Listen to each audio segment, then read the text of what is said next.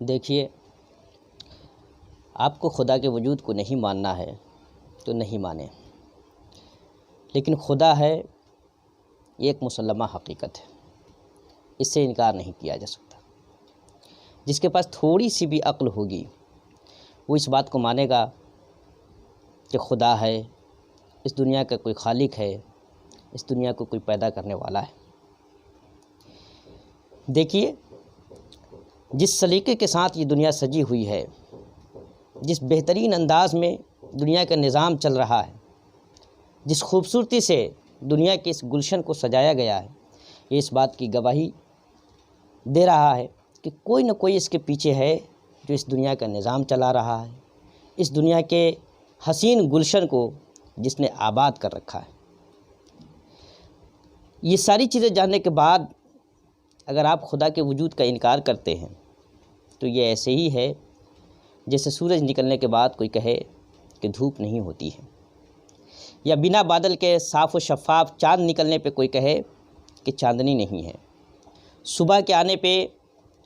کوئی دن کے اجالے کا انکار کر بیٹھے، رات کے تاریکی چھا جانے پہ کوئی اندھیرے کا انکار کر بیٹھے، یا اندھیرے کمرے پہ بلب جلنے پہ اجالے اور روشنی کا انکار کر بیٹھے۔ ایسے ہی ہے ساری دنیا کو دیکھنے کے بعد خدا کے وجود کا انکار کرنا۔ آپ کہیں گے کہ یہ دنیا صدیوں سے خود بخود چلی آ رہی ہے اور ہمیشہ ایسے ہی چلتی رہے گی، اس دنیا کا کوئی بنانے والا نہیں ہے۔ دیکھیے، یاد رکھیں کہ جس سسٹم کے ساتھ اس دنیا کا نظام چل رہا ہے، سورج اپنے وقت کے ساتھ اگتا ہے، اپنے وقت کے ساتھ ڈوبتا ہے، چاند اپنے وقت کے ساتھ نکلتا ہے، اپنے وقت کے ساتھ ڈوب جاتا ہے، ستارے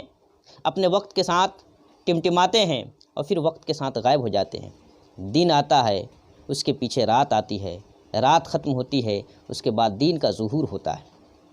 ہوائیں چلتی ہے، بارش ہوتی ہے۔ دنیا کا یہ پورا نظام، پورا جو سسٹم ہے،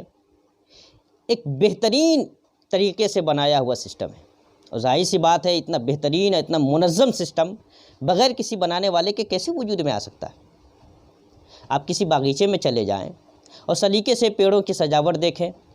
گھاس کی کٹائی دیکھیں، پھولوں کا بہترین نظام دیکھیں، پانی کے نکاسی کے لیے اور کیاریوں میں پانی کے پہنچنے کے لیے بہترین انتظام دیکھیں، تو کیا یہ اس بات کی دلیل نہیں ہے کہ کوئی تو ہے جس نے اس گلشن کو اتنا خوبصورت بنا رکھا ہے؟ کوئی تو ہے جو پانی کی نکاسی اور پانی کو پھولوں تک پہنچنے کا نظام صحیح کر رہا ہے، کوئی تو ہے جو گھاس کو برابر کٹائی کر رہا ہے، پھولوں کی ٹہنیوں کی دیکھ بھال کر رہا ہے، اس کے لیے جن چیزوں کی ضرورت ہے ان چیزوں کا انتظام کر رہا ہے۔ آپ کسی مکان میں چلے جائیں، سلیقے سے ساز و سامان کو سجے ہوئے دیکھیں، در و دیوار کو صاف دیکھیں، آنگن کو، بستر کو، دوسری تمام چیزوں کو جو گھر کے لیے ضروریات سے ہیں، ان تمام چیزوں کو سلیقے سے سجے ہوئے آپ دیکھیں، تو کیا یہ اس بات کی گواہی نہیں کہ کوئی تو ہے جو گھر کے نظام کو بہترین سسٹم کے اعتبار سے سجائے ہوئے؟ کیا اس بات سے انکار کیا جا سکتا ہے کہ ایک نظام اور ایک سسٹم کے ساتھ کوئی چیز سجی ہوئی ہو، اس کو کوئی سجانے والا نہ ہو؟ یقیناً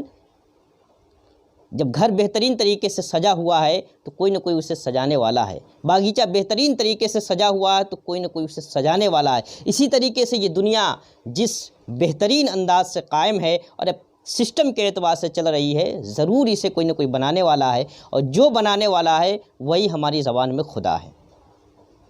اس دنیا کا خالق ہے، اس دنیا کو پیدا کرنے والا ہے، اور وہی اس دنیا کا انتظام چلانے والا ہے، نظام چلانے والا ہے۔ اسی طریقے کا ایک واقعہ ہمیں تاریخ کی کتابوں میں ملتا ہے۔ اسلام کے ایک بڑے اسکالر ہے حضرت امام ابو حنیفہ رضی اللہ تعالیٰ عنہ،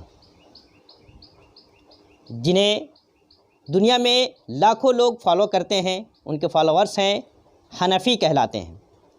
اسی طریقے سے کیا ایک سوال کسی نے امام اعظم ابو حنیفہ رحمۃ اللہ تعالیٰ علیہ سے کیا تھا، اور ان سے کہا تھا کہ اس دنیا کا کوئی بنانے والا نہیں ہے،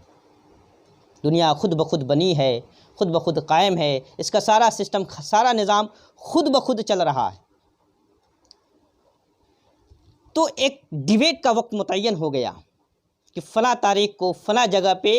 اس معاملے پہ ڈیبیٹ ہوگا، امام اعظم ابو حنیفہ کا مدعا یہ تھا کہ خدا ہے جو اس دنیا کا نظام چلا رہا ہے، اور اگلے کا یہ کہنا تھا کہ خدا نام کی کوئی چیز نہیں ہے، خدا ہے ہی نہیں، یہ دنیا خود بخود بنی۔ ٹائم فکس ہو گیا، وقت اور تاریخ اور دن سب متعین ہو گئے۔ وقت پہ اگلا آدمی پہنچ گیا، بہت بھیڑ ہوئی، چونکہ اپنے زمانے کے بڑے امام سے مناظرہ اور ڈیبیٹ ہونا تھا۔ امام اعظم ابو حنیفہ رحمۃ اللہ علیہ نے جان بوجھ کے آنے میں تاخیر کی۔ بہت تاخیر سے جب وہ آئے تو آنے کا سبب پوچھا گیا، لوگ چونکہ پریشان تھے اور اگلا بھی پریشان تھا، تو امام اعظم ابو حنیفہ نے ایک بات اسے بتائی۔ انہوں نے کہا کہ دراصل میں جب آ رہا تھا تو راستے میں ایک ندی پڑی، کوئی ناؤ نہیں تھا،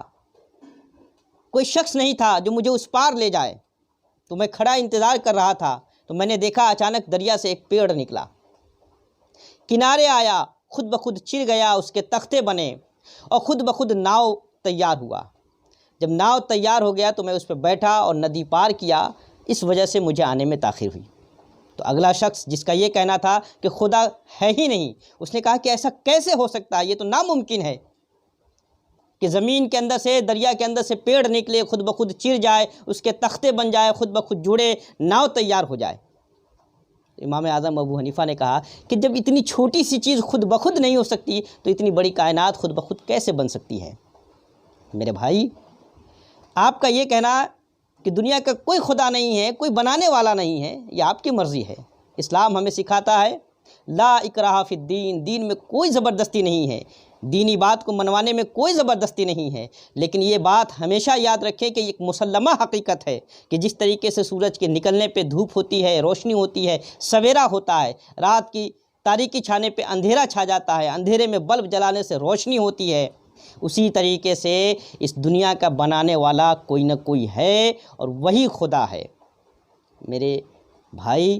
میرے عزیز، اس بات کا اعتراف کرنا چاہیے، یہ ایک ایسی حقیقت ہے جس سے انکار کرنا گویا دن کے دوپہر میں سورج نکلے ہوئے ہونے کی صورت میں دن کے اجالے اور سورج کی روشنی کا انکار کرنا ہے۔